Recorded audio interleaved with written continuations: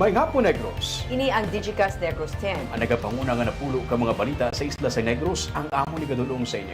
Updatein niyo kami via Facebook, YouTube, kag sa Digicast Channel 11. Kag subong mo batayan niyo kami live sa FM station nga 91.1 FMR Bacolod. Kag yan na ang top 10 nga mga balita sa Negros, subong adlaw. Incheon, South Korea kag Bacolod sila airport direct flight ginalusok ni Mayor Albi Benitez. DSWD naghatag sa bulig sa napatay nga OFW sa Israel.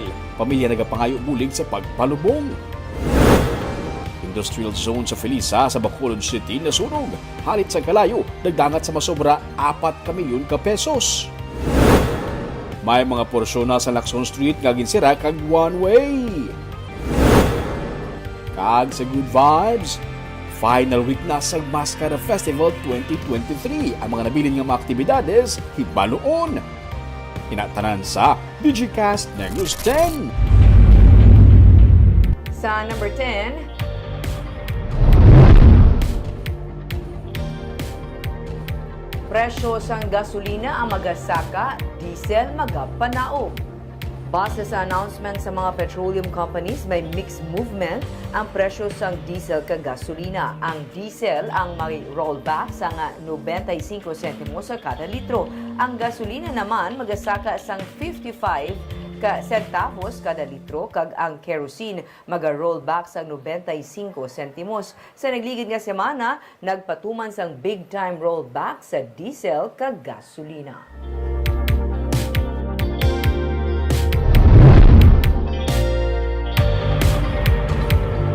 Sa number 9, industrial zone sa Barangay Felisa sa Bacolod City nasunog. Naglabot naman sa masobra 4 milyones pesos ang halit sang kalayo. Nagdangat sa masobra sa 4 million pesos ang halit kag intugas ang sunog sa isang establishmento sa Purok Paho, Barangay Felisa, sudad sa Bacolod, Biyernes ang hapon. Naglunta ng sunog sa Oriental Recyclers sa ginapanagyahan ni Hawlay Naong kung sa diin nahamtang ang junk tires. Sunod sa kay Fire Officer 2 Rolin Paulan, ang investigador sa Bacolod City Fire Station, wala sang operation sa recycling kag ginapatihan nga sa filtration system nagsugod ang kalayo. Ginabulubanta nga yara sa 4.2 million pesos ang intuga nga kahalitan sa nasabit nga sunog kag wala naman sang may napilasan sa among nga insidente.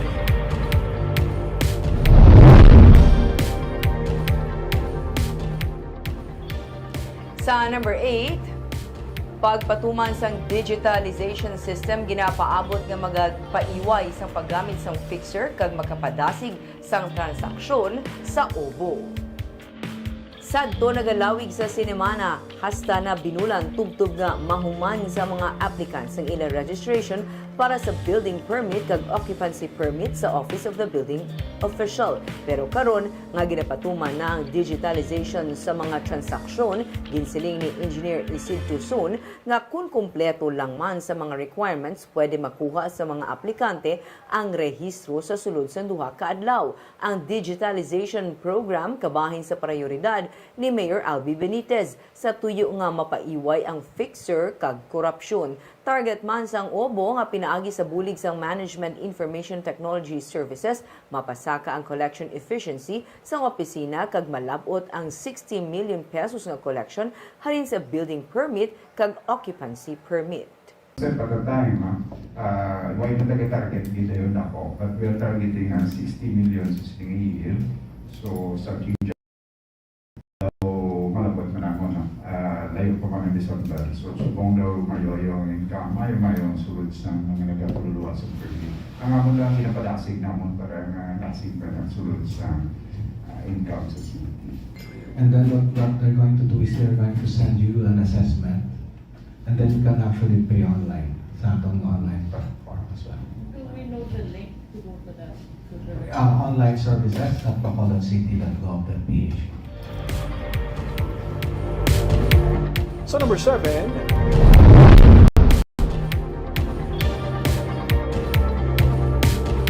may nagakaigong mo supply sang baboy sa probinsya.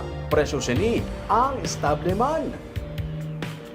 Inisunod sa kay Provincial Veterinarian Dr. Placida Aleman ang nagsiling nga ang average nga presyo sang kilo sang baboy sa merkado sa Bacolod yara sa 280 pesos. Ang presyo naman sa lechon yara sa 7,000 tugtog 9,000 pesos. Depende sa kadakuon. Mataas man ang demand karon sa baboy tugas ang Mascara Festival pero may nagakaigo nga supply suno sa kay Lemana. Suno kay Lemana, ini natungod nga nagdubo man ang ginapagwa nga baboy sa probinsya gani ang supply nagakaigo para sa local demand.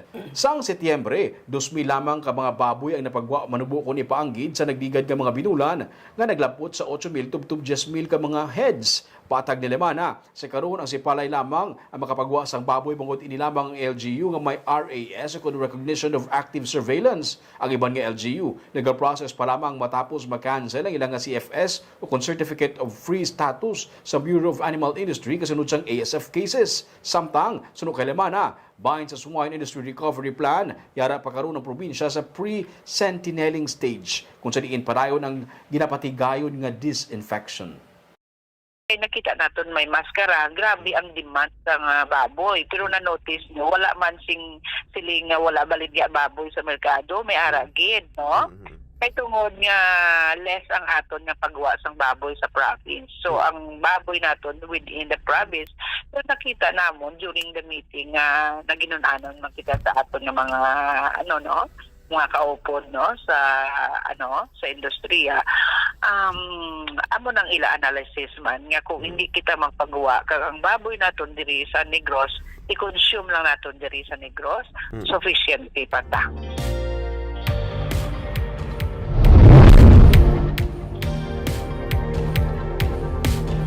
Sa number 6, syudad sang Bacolod plano nga magtukod sang patsyo kag housing project sa Barangay Granada. Nalakip sa 940 million pesos nga gintalana sa land banking program sa syudad ang pagbakal sa 74-hectare property sa pamilya Ledesma sa Barangay Granada.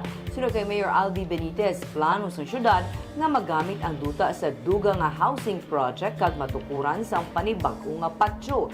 Nagaligad pa man nga tuig nga wala na nagabaton sang lubong ang syudad sa Burgos North Public Cemetery. Bangod tuman ini kapuno.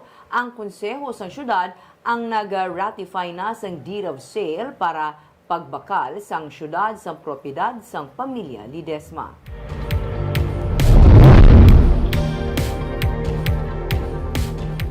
Sa number 5, pagpatuman sa signal jamming sa highlights sa Mascara Festival, ginapa-review sa syudad.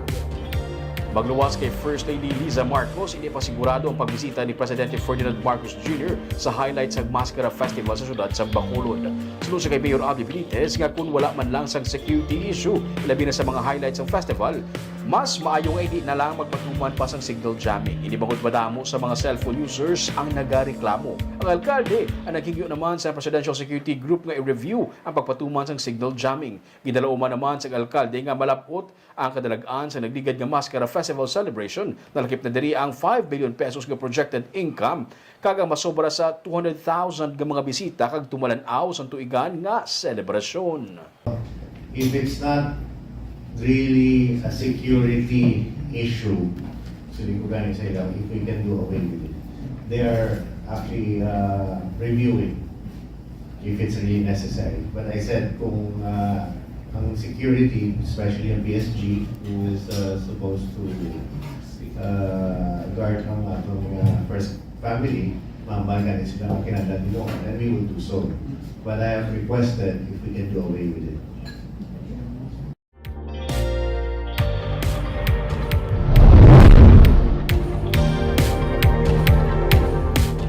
Sa number 4, may mga porsyon na sang Lacson Street sa Bacolod ang ginpasiradaan bangod sang Mascara Festival 2023. Ang North Capitol Road ang ginsiradaan na sumugod kay Inas ang aga. May gina-set up na nga stage. Sa Lacson Street mismo, sirado na halin sa 19th Street padulong sa Bangga Ramos. May mga portion na sang Lacson Street nga one-way kay masako na ang pag-set up sa mga stage kag canopy tents para sa mga corporate kiosks. Kaina sa una nga adlaw sa nga road closure sa Lacson, naguot na ang mga salakyan sa may Aguinaldo Street. Ini ang nagaserbe nga alternatibo nga ruta para sa mga salakyan nga nagapakadto sa norte. Sa Gatuslao naman, ang mga padulong sa sur. Matawhay na kung tani ang dalan magluwas na lang sa mga tricycle, e-bike kag motor nga naga-counterflow sa dapat kung tani one-way nga dalan.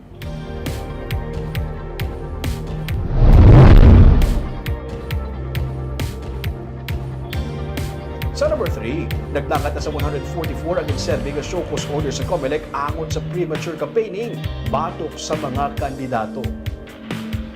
Sunod sa kay Provincial Election Supervisor Ian D. Ananoria, 19 ang bago nga nagdugang sa mga show cause order nga ilan na baton. Sa 19, 8 diri ang inserbi sa mga kandidato sa Murcia, 2 sa Bacolod, kag 8 sa Binalpagan. Samtang sining semana magasugod ang kampanya para sa barangay kag SK elections, magasugod na sa October 19. Wala naman may ginalantaw nga mahimo magdugang sa 51 ka mga election watch list area sa Negros Occidental.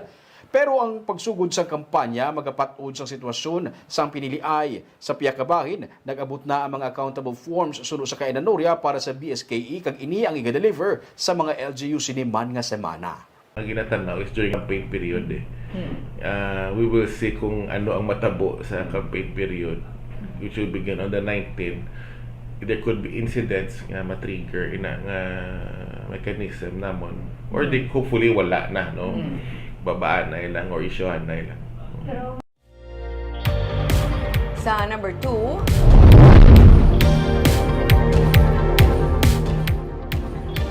ginahikot sa karon sang pamilya Alacre ang iban pang mga kinahanglan ng mga dokumento at gusto mapadasig ang pagbalik sa bangkay sa ilang himata nga si Loretta Alacre. Nagpadulong kainas ang aga sa talatapan ni Governor Eugenio Jose Lacson ang magulang ni Loretta nga si Anabella, kung sa diin siya ang ginatagan sa assistance bahin sa mga kinahanglanon pa nga mga dokumento. Sino kay Anabella, ini pa nila mapatud kung saan ugit bigay nga mapapauli sa Cadiz City ang bangkay ni Loretta nga sadto nagatrabaho bilang caregiver kag napatay angot sa kinagamo sang Israel kag Hamas. Wala labot sini nagahinyo man sila sang bulig angot sa kagastuhanan sa pagpalubong kay Loretta. Suno kay Anabella, may bulig man nga mahatag ang DSWD pero hindi man ang tanan nga gasto masabat sang ahensya. Damlag pa may 40,000 pesos nga balor sang cash kag food assistance nga na-release sa pamilya ni Loretta. Ini ang para sa iya mga hinablos nga iya ginapaeskwela kag utod nga isa ka single parent nga iya man ginabuligan. Suno kay Anabella, ginihinyo man sang utod nila nga si Nelia nga yara sa Kuwait ang bulig ni Presidente Ferdinand Marcos Jr. nga makapauli ini sa Pilipinas para sa nagtaliwan nga utod matapos sila ang nagsugilanon. Mahimo sini nga adlaw magaabot si Nelia sa pungso. Nagambalas lang ako. Ano binaton kung 60,000 naman maka-down ka mo dati 5,000. Hindi ka mo yan silaya ko naman daw kuan gid nila lang 55,000. Oo, ang bilog. Oo. Kasi nga mo kung ano man gid nga wala sang basi mapangayuan man naman bulig bali may burial assistance pero hindi bilog hindi bilog nga shoulder nila. Dasan nang akon utod nagtawag man to si BBM nga kagapon sa iya sa Kuwait papulion gid siya nagtawag sa bulig kay BBM nga ng presidente po, hindi ko makapuli kay 15 years nga wala kami nakita na isang utod po. Tigi papuli isa pasakyon gid sa subong kurong adlaw. Si anong gani ngalan sa utod mo? Si Nelia. Kag sa numero 1 sa mga balita, subong adlaw.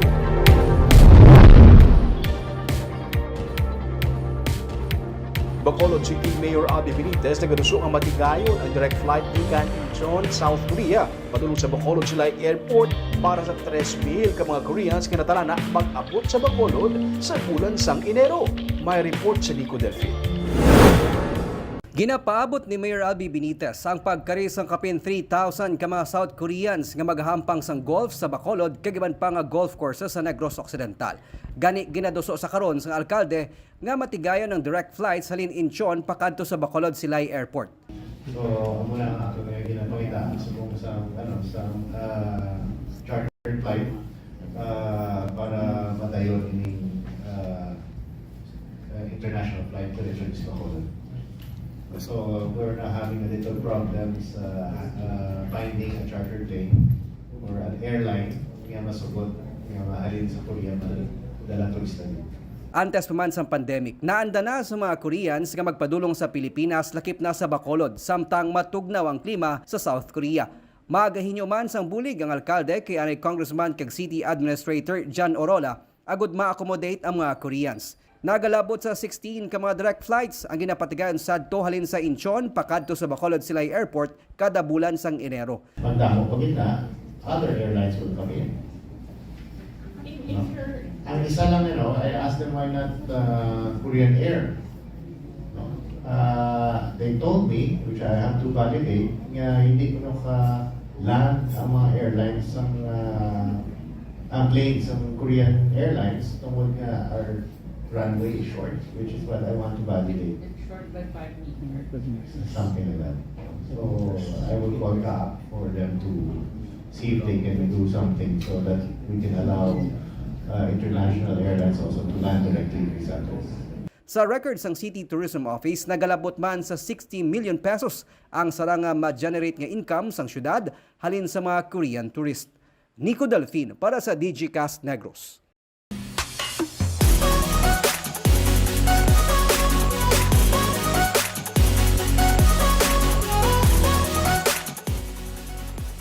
Sa Good Vibes, ini na ang final week sa Mascara Festival 2023. Yari ang pila sa mga major activities nga balantayan sini nga semana. May report si Romeo Subaldo. Subong na nga gabi makilala ang Miss Bacolod Mascara 2023, 6 p.m. sa University of St. Lasal Coliseum. Gikan sa 15 ka mga kandidata, makilala mag-represent sa Bacolod sa mga national pageants. Sanday Marco Gumabaw kag Janina Chan ang mga host sa Coronation Night, kag si Carlo Aquino naman ang mga celebrity serenader. May K-pop in public naman sa Bacolod City Government Center. Buwas October 17, may Maska Zumba sa the Upper East kag may Drags and Divas sa Bacolod Public Plaza. Subugod man buwas, tubtub sa October 19 ang First Mayor Abby Benitez, mas kanamit culinary showdown sa Acacia Hotel. Sa October 18 naman, ang Philippine Philharmonic Orchestra sa SM City sa Bacolod. May Mardi Gras Samba Street Dance Competition sa Bacolod Public Plaza. Sa October 19, Huwebes nga adlaw, ang PBA Exhibition Games sa USLS Coliseum. Sa October 19 to 22, ang Cosmic Mascara Music Festival sa Lacson Tourism Strip, kung saan sa October 22, mag-perform ang popstar royalty nga si Sarah Geronimo. Sa October 20, ang Masquerade Ball sa Sugarland Hotel. Inasal Festival sa October 20-22 sa May Manukan Country. Sa October 21 naman, pasanagon sa mga electric float parade and competition ang dalanon sa the Upper East pakadto sa Bacolod City Government Center. Sa October 21 man ang kapamilya Caravan kaupo si Coco Martin kag Ivana Alawi kaupo ng kasang Batang Quiapo at kag Pira-Pirasong Paraiso. Sa October 22, ang Mascara Street Dance and Arena Competition gikan sa BCGC replica pakadto sa Paglaom Sports Complex. Ma'am, since final week na, so kailangan magwa ka sa balay mo gabalon kagin extra nga pasensya tungod grabe ang traffic. Gitulog ko ginakamot mo kung anong balunon. Traffic. Kag-sakto namin, no? Inang dapat ang tanan man aware para kung dadali ka or inang may kalantuan, kagiging importante, hindi ka makaagi sa mga ginire-route nga gana. Correct. Ang Lacson Street na dapat nga likawan sa subungid. Kag,